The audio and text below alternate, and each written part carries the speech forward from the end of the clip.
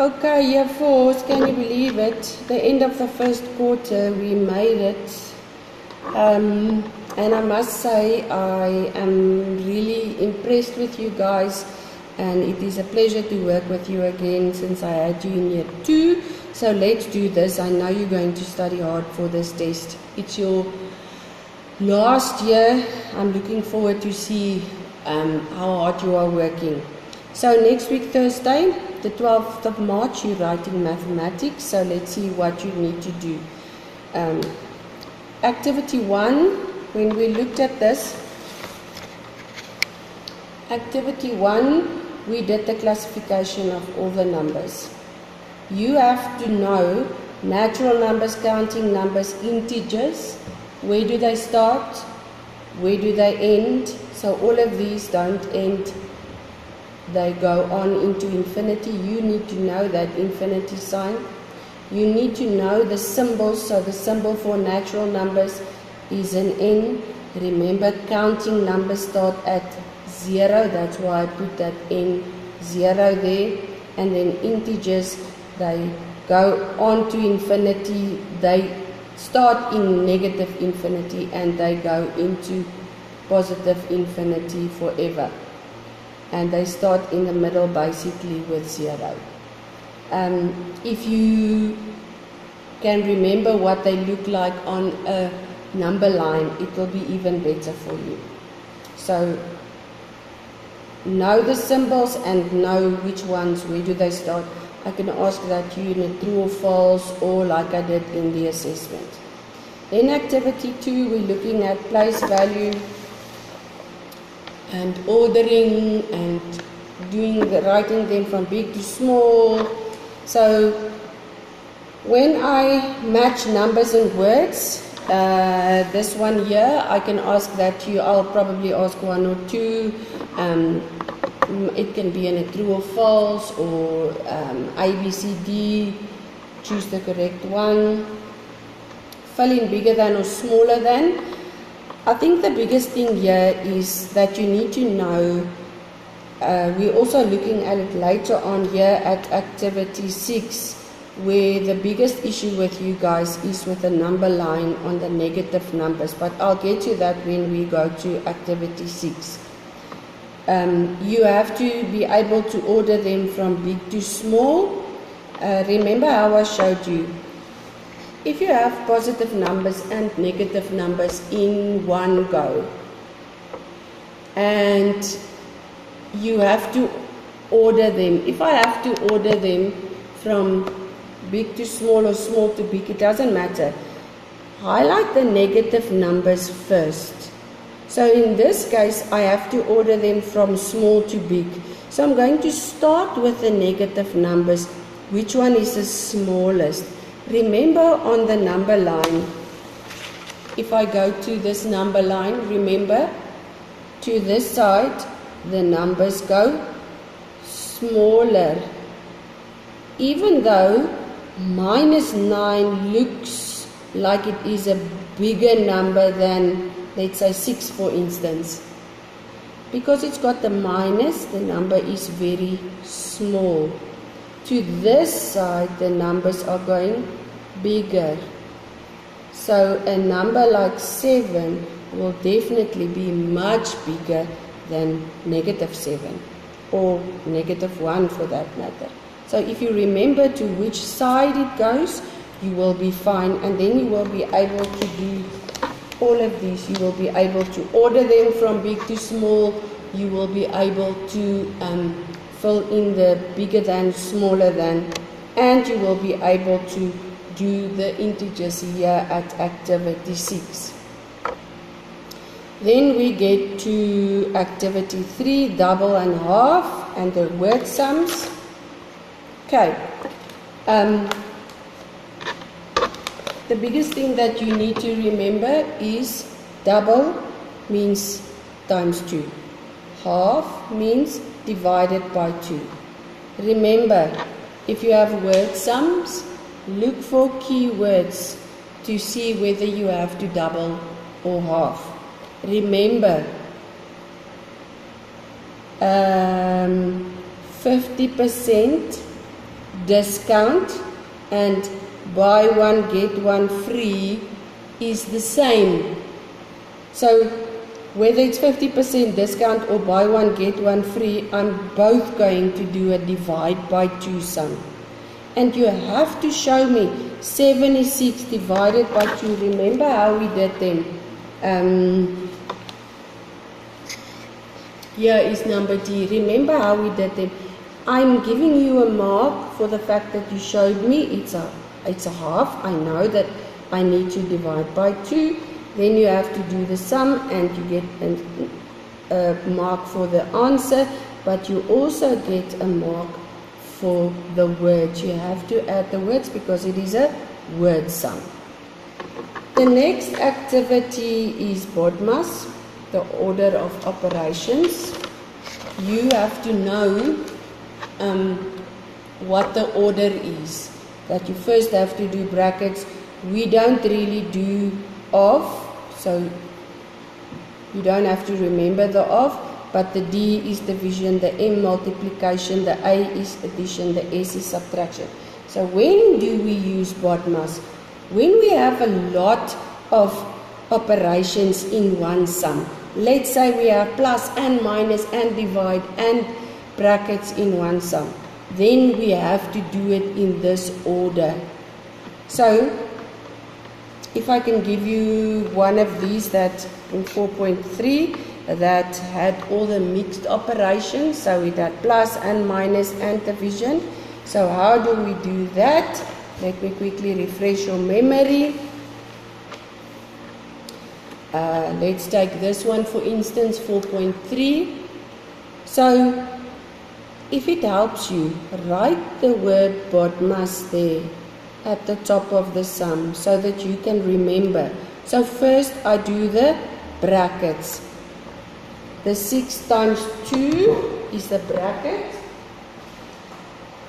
I have to do that first. Okay, remember, I do not use my calculator with my thumbs.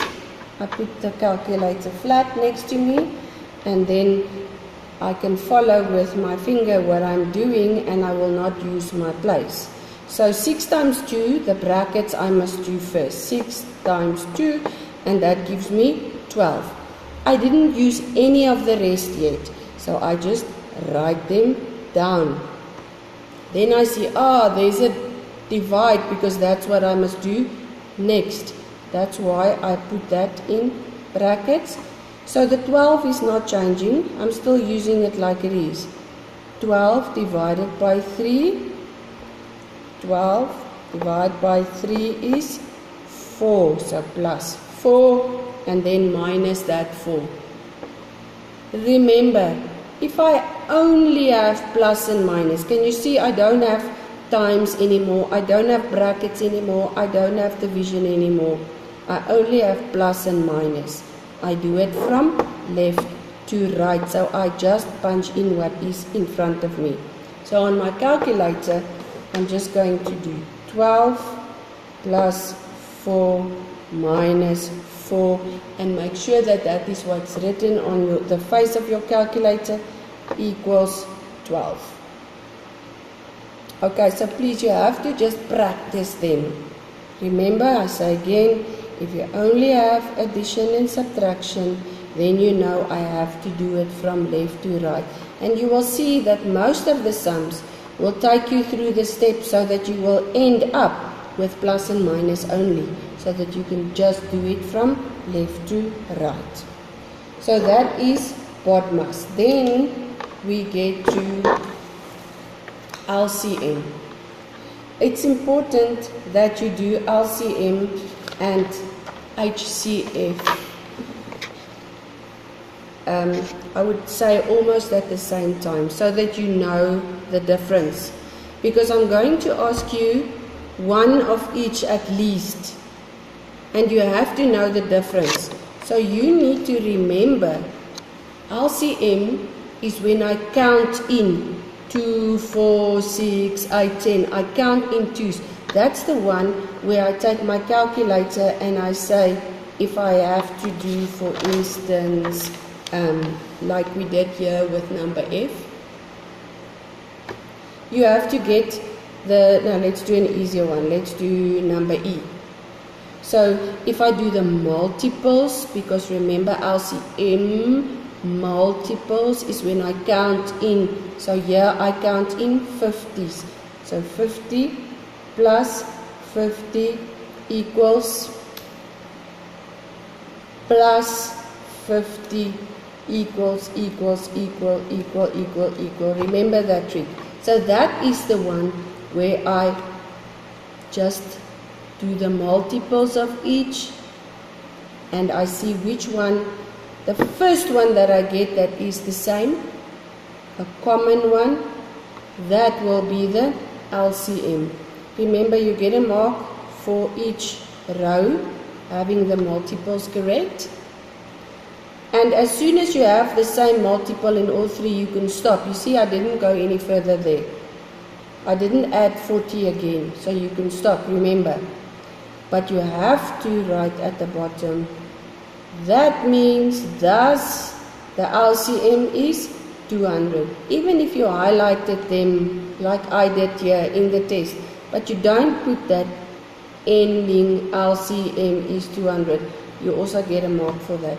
So some like this can count 4 marks. So don't throw away that mark. You might just need that 1 mark to get 90% because I know you can. Then we get to the highest common factor. Remember, it's not a fraction, it is the highest common factor. So this is when we times, we say what times what gave me that number. And I can't put that on a video that I shared with you on the class, but if you are clever, you will notice what I'm doing.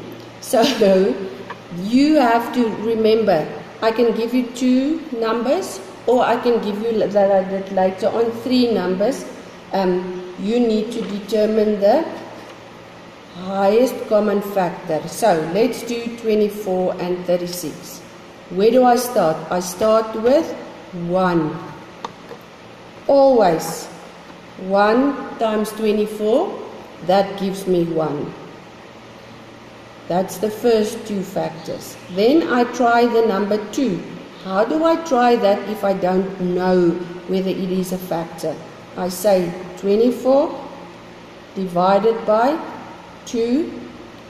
So yes, it will work. It gives me a proper number. So I can say 2 times. 2 times 12. Yes, those will work. The next number is 3. So 24 divided by 3 is 8. So yes, that will work. 3 times 8. Let's try the next number 4.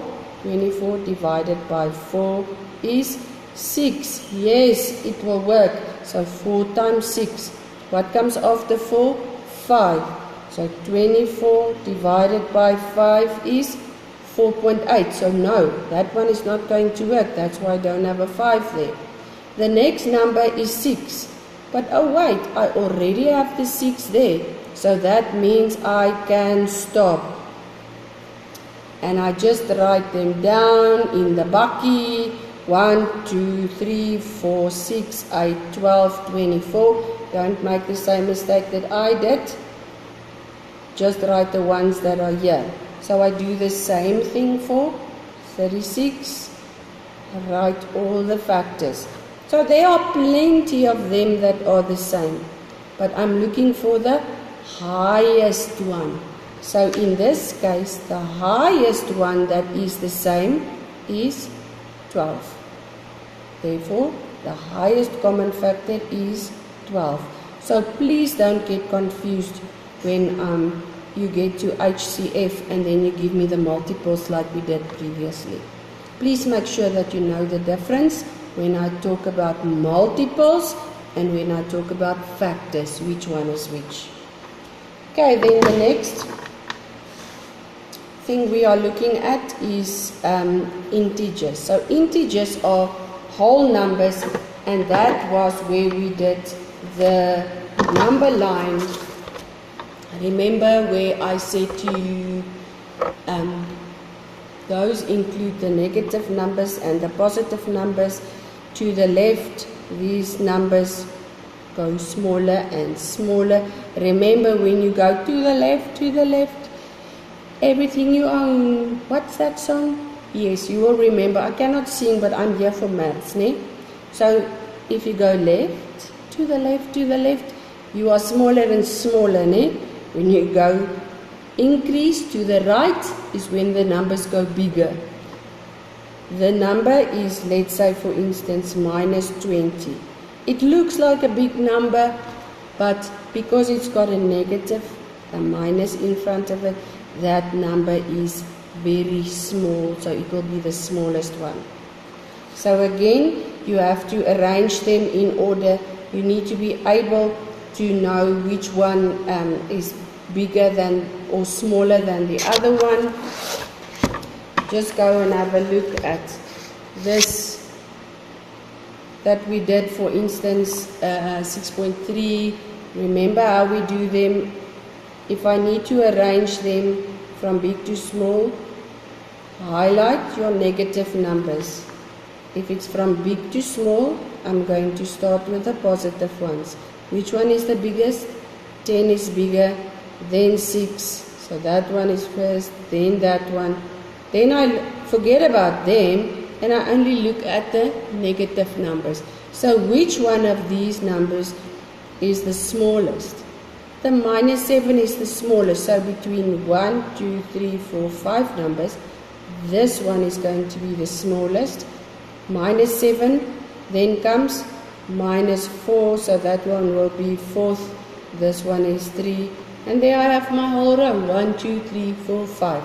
So you don't have to make this complicated. If I look which one is the lowest, same thing that I told you now. So minus 16, minus 17. Minus 17 looks like a big number, but because it's got a negative in front, that is actually the smallest number. Okay, then when you go to adding and deducting, working with the positive and the negative numbers, remember I said to you, you can work them on your calculator in 2 ways. So you can, in this case, for instance, minus 14, minus 5, I can start with the minus directly and say minus 14 minus 5. It will automatically put that 0 in front for you and your answer is negative 19. Or if that is not working for you, you do 14. And that 14 is a negative number. Can you see there it says negative? So I changed that positive number to a negative number. So I have minus 14 minus 5. And I didn't put the brackets, the calculator put the brackets, so you don't have to worry about that. Equals, and that gives you minus 19. So again, don't complicate it. It's very straightforward. You must just remember to either start there with a minus. So if I have the positive there, then I just start with the 8. 8 minus 9, and that will give you that negative 1. Okay, so then when it comes to the word sums, these were the ones that we did with the temperature. And remember I told you the best way to do these, because it can sometimes be difficult to see what the actual sum must be like here. Don't let that be a big obstacle for you. Draw the number line. You have to remember, when I go right, the numbers increase. When I go left, it means the temperature decreased, it got smaller and smaller. And when you read the word sum, look for the key words. So where are my keywords? Yeah, here we are. So remember, look what my keyword in this case, you can't see, other way. There we go. So in this case here, you see that the temperature fell from 11 degrees to minus 4 degrees. I have to draw the number line.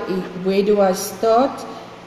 From 11 degrees to minus 4. So I need to move left because it is fell. So this one is number B.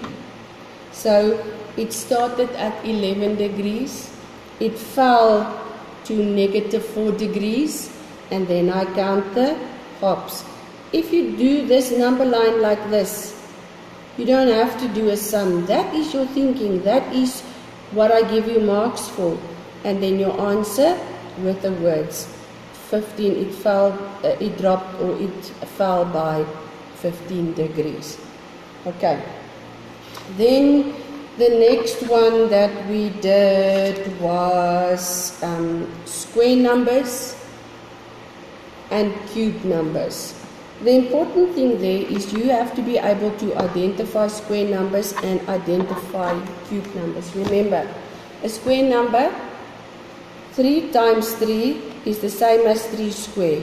9 is the square number. Is 3 the square number? No. 9 is the square number. 16 is the square number. 25 is the square number. Why are they square numbers? Because I can put them in a perfect square. 4 I can put in a perfect square. 9 I can put in a perfect square. 3 times 3. 16 I can put in a perfect square. That's why 5, for instance, is not a square number. Because if I put 5 in blocks, I can do 1, 2, 3, 4, 5 times 1. That's not a square, that's a rectangle. So, identify the square numbers so that you will be able to highlight them for me like this. And then you have to be able to use them in a calculation like this. Before I show you the calculations, remember, cube numbers, 4 times 4 times 4 is 4 to the power of 3, and that is 64. These numbers are the cube numbers. You have to be able to identify them the same as you did the square numbers. Okay? And then when we get to the sums, remember how I showed you on the calculator? And here you must be careful that you read the sum correctly. So this one here, 7 square plus 3 cube. Don't make the mistake of squaring both, and then because you didn't read properly, you were in a hurry. So 7 square, how do I do it on my calculator? There's the square, there's the cube. So 7 square. If the sum counts 3 marks, 1, 2, 3, it means I must show this one, I must show this one. So I must first calculate what is 7 square. Then I must calculate what is 3 cube. 3 to the power of 3, 3 cube. Check on your screen if it's like that. Is 27. Now I can quickly go back the easy way.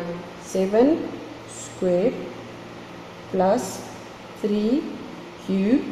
Check on your calculator face that it's the same, equals, and that gives you that 76.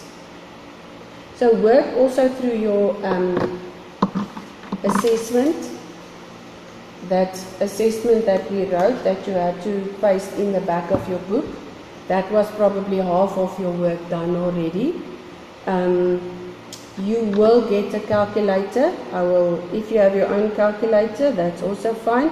But I will hand out enough calculators. And please, how do I study maths? You know by now, you're on year 4. How do I study math? I practice it. You cannot just lie on the back or on your back and look at your book and see, oh, I know this, I've got this, I can remember this. You have to practice it by writing it down. Even if you have to ask ChatGPT to give you a few sums like these and that you can practice them, do that. Don't do it the night before, it's not enough time. They don't say practice makes perfect. That's the rule. So practice, practice, practice. And I'm proud of you for making it this far.